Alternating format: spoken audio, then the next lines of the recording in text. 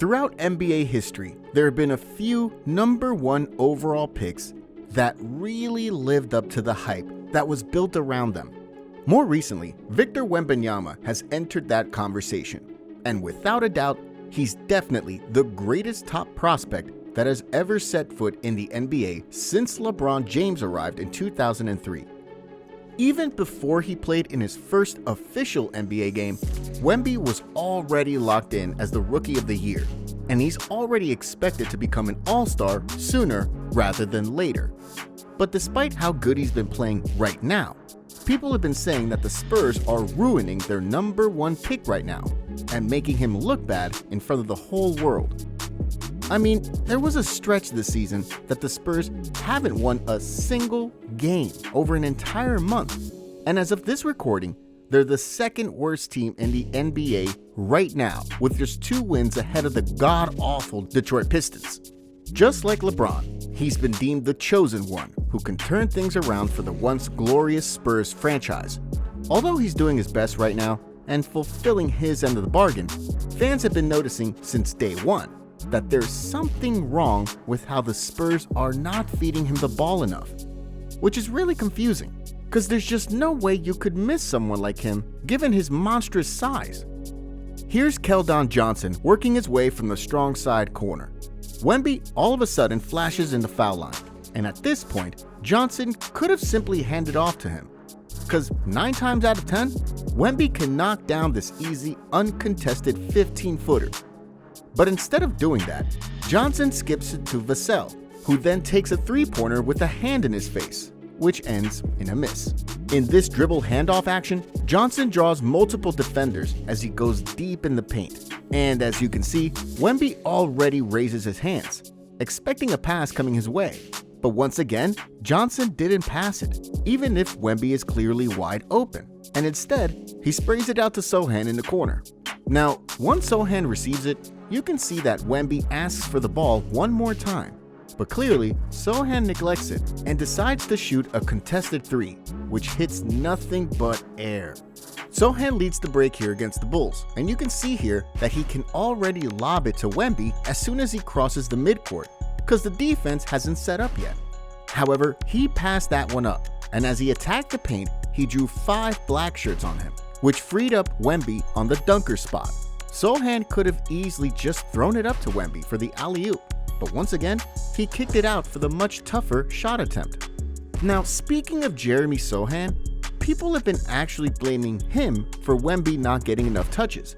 If you watch Spurs games closely, they tried to play Sochan as their point guard, and so far, this ambitious experiment has turned out to be nothing but a disaster of epic proportions. I mean, personally, I have nothing against Sochan, and I actually like his colorful personality that matches his hairdo. But keeping that aside, I think the Spurs made a huge mistake in allowing him to run the point. Because on top of being a terrible point guard, this dude is just constantly trolling people up on his social media accounts, saying stuff like, "Why does King James flop so much?" As well as makes fun of the team that they've beaten for his own personal enjoyment. Anyway, look at this play right here. Sochan grabs the steal and races off the other side of the court. He's got another guy ahead of him, so the right thing to do here is to pass the ball forward. But for some weird reason, Sochan just keeps on dribbling until he dribbles it on his feet and eventually turns the ball over. And how about this? After coming off a dribble handoff, he just goes towards the baseline. And when he's about to drown inside, he just jumps with 2 feet in the air with nowhere to go. And once again, that leads to an easy steal for the Grizzlies. Now this play is just crazy. You can see here that Wemby is asking for the ball underneath because he has the obvious mismatch. And even if Wemby's defender fronts him, Sochan could have just lobbed it up there, because there's no way the little guy defending Wemby could steal the ball from the top. But time and time again, Sochan is apparently blind to see the mismatch, and so he just throws a risky cross-court pass to the other side. And as expected, it leads to another turnover. Now, I know it's unfair to solely blame Sochan as to why they're playing super bad right now, and the fact that Wemby is underutilized, since he's not receiving passes that should be going to him. But going back to the Wemby problem, how does he lead all rookies this season with almost 19 points a ball game if he's not getting enough touches? Well, a quick answer to that is that Wemby is more than capable of taking it upon himself when the window to score is presented to him. Regardless of what type of defense schemes you would try to put on him, Wemby can simply drop buckets from anywhere around the court, just because there's just no way you could block his shot with his length and his size. He's a walking anomaly, so to speak, as he can just plant himself deep in the paint, and even if the double or triple team comes, he can just simply shoot or dunk over people because he's just so damn tall. Basically, he's a bigger version of KD on offense, while he also resembles Rudy Gobert on the defensive end with the way he swats shots away like little flies. But despite all this, it's still hard to digest the fact that Wemby is not the best rookie right now in the NBA. See, despite being the best scorer and rebounder in his class, those are just empty calories, so to speak, because in terms of the overall impact that he generates, he's not as impactful as Chet to OKC, and certainly not as impactful as the Heat's 18th overall pick, Jamie Jaquez Jr., who I believe is the sleeper pick of this year's draft. Now, speaking of Chet, he's definitely Wemby's closest rival for the Rookie of the Year honors, and gonna be his longtime nemesis in the years to come, mainly because they both built the same frame and have similar playstyle. But if you take a closer look, Chet's game is actually more polished than Wemby's, and the time off that he had last year due to injuries has made him stronger and durable, which is something that Wemby currently lacks as he's still adjusting to the physicality in his first year in the league. Anyway, most fans are blaming the Spurs organization, specifically Greg Popovich, for what's happening now to both Wemby and the team. It's easy to point fingers when things don't go as planned, and I understand why a lot of people are mad at Pop for the Spurs' misfortunes.